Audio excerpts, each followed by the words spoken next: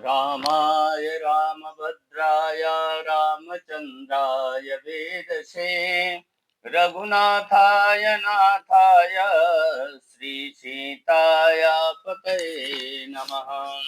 श्री लक्ष्मीनाथ समारंभां नाथयामुन मध्यमाम् अस्मदाचार्य पर्यन्तां वंदे श्री गुरु परंपराम्। सादर जय जय सिया राम। नवरात्रि व्रत हम रखते हैं, उससे पूर्व हम अपने घर में कलश की स्थापना करते हैं, नवाण मंत्र इत्यादि का जप करते हैं, भगवती की पूजा बड़े श्रद्धा और विश्वास और भाव के साथ में करते हैं। नवरात्रि का मतलब है भगवती दुर्गा के महत्वपूर्ण अंग। जैसे मैंने अगले वीडियो में चर्चा की थी कि कलश, अखंड दीपक, जौ बोना, उसी तरीके से 9 दिनों तक नियम पूर्वक अनुष्ठान करना, उसी तरीके से 9 दिन बीतने के बाद में हवन, विसर्जन, व्रत का पारण करना, कुमारी कन्याओं का पूजन करना, ये भी नवरात्र के अंग माने गए हैं। यदि आप घर में कलश स्थापित करते हैं और विधि के अनुसार हवन नहीं करते हैं, विसर्जन नहीं करते हैं, कुमारिकाओं का पूजन नहीं करते हैं, तो नवरात्रि व्रत का आपको पुण्य प्राप्त नहीं होता है। नवरात्रि व्रत करें आप तो किसी सुयोग्य आचार्य को बुलाकर अपने घर में हवन इत्यादि कराना चाहिए। हवन का विशेष महत्व बतलाया गया है बंधुओं। नवरात्र व्रत उपासना के पश्चात नवमी के दिन हवन कुंड बनाकर और हवन करना चाहिए। हवन सामग्री बाजार से बनी बनाई कदापि नहीं लाना चाहिए। काला तिल लेकर आवें, चावल मिलावें, उसमें गुड़ मिलावें, गन्ना मिलावें, गुरुच मिलावें, चंदन का बुरादा मिलावें और आम की लकड़ियों का प्रयोग करें। हवन कुंड की पूजा कर लें, तत्पश्चात मंत्र पढ़कर हवन करें। यदि वैवाहिक जीवन में है तो पति पत्नी के साथ हवन करना चाहिए। अपने पुत्रों के साथ, अपने परिवार के सदस्यों के साथ हवन में सम्मिलित होना चाहिए। अर्क, पलाश, लठ जीरा, पीपल, गूलर, कुश, शमी, दुर्वा इत्यादि लाकर ये नवग्रह समिधा बोली जाती है। विभिन्न देवताओं की कृपा के हेतु हवन में समिधाएं, हवन सामग्री प्रयुक्त की जाती हैं।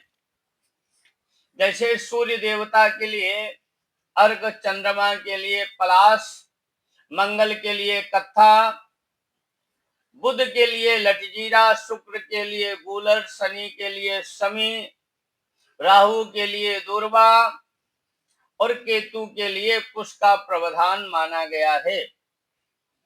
इन्हें घी में डुबोकर हवन में डालना चाहिए। इसके बाद बढ़िया अपने सुंदर रसोई में खीर बनावें और पूड़ी लें। हवन सामग्री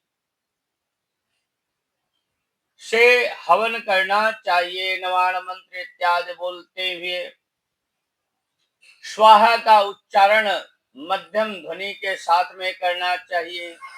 अंत में पूर्णाहुति के लिए नारियल का गोला हो तो अति उत्तम, नारियल का गोला नहीं हो तो पान का पत्ता ले आवे, एक सुपारी ले आवे और पूर्णाहुति करें। उपासना, पूजा उपासना की क्रिया संपन्न करना चाहिए। अंत में भगवती से क्षमा याचना भी करनी चाहिए। विसर्जन, हवन के बाद जो दूसरी क्रिया है वो क्रिया है विसर्जन की, कि बाएं हाथ में चावल लेकर दाहिने हाथ से देवी देवताओं पर बार बार छिड़कते हुए मन ही मन कहना चाहिए कि हे भगवती, हे लक्ष्मी जी, हे दुर्गा जी, हे कुबेर जी, मेरे इष्ट देवी सदैव मुझ पर कृपा की वर्षा करते रहना, मेरे यहाँ निवास करें। अन्य अविवाहित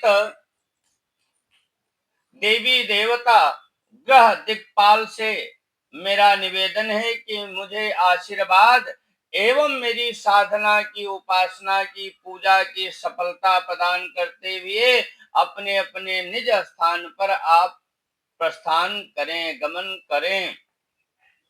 अंत में कलश पे रखे नारियल के कटोरे सहित हटाकर अलग रखें और कलश को उठाकर उसके अंदर का जो जल है वो अपने ऊपर, अपने स्नेही जनों के ऊपर, अपने संपूर्ण घर में लैट्रिन बाथरूम को छोड़कर और सिंचन कर देना चाहिए। अखंड का जो दीपक है, अखंड दीपक जो प्रज्वलित है उसको प्रज्वलित रहने देना चाहिए और वो अपने आप शांत हो जाए तो अति उत्तम है, उसको शांत नहीं करना चाहिए।